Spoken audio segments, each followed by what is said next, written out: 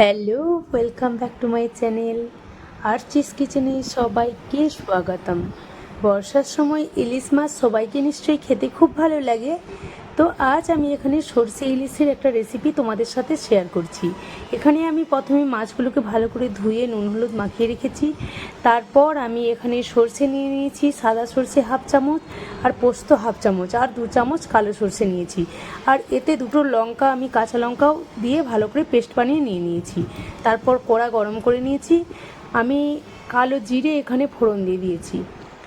দেওয়ার পরে সামান্য আমি একটু আদা আর রসুনকে ভালো করে ওর সাথে দিয়ে মিশিয়ে একটু নাড়াচাড়া করে নিলাম।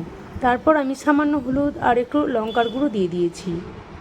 তারপর ভালো করে আমি নেড়ে নিলাম। তারপর যে সরষের পেস্টটা বানিয়ে রেখেছিলাম সেটাও দিয়ে দিচ্ছি। তারপর দেখতেই পাচ্ছ ভালোভাবে নেড়ে নিচ্ছি।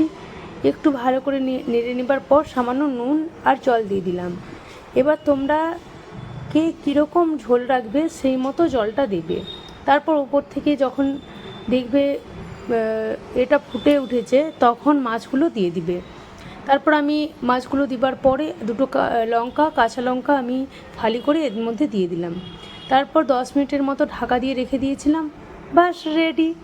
আমি একবারই ঝোলটা মেরে ফেলেছি। তোমরা যদি চাও এটা পাতলা ঝোলও রাখতে পারো।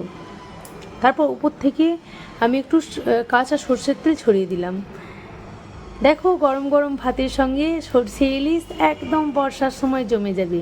যারা যারা এখনও এই রেসিপিটা তোমরা ট্রাই করো না, অবশ্যই তোমরা বাড়িতে এটা বানিয়ে খেয়ে বলবে। টাটা, পরের রেসিপি নিয়ে আবার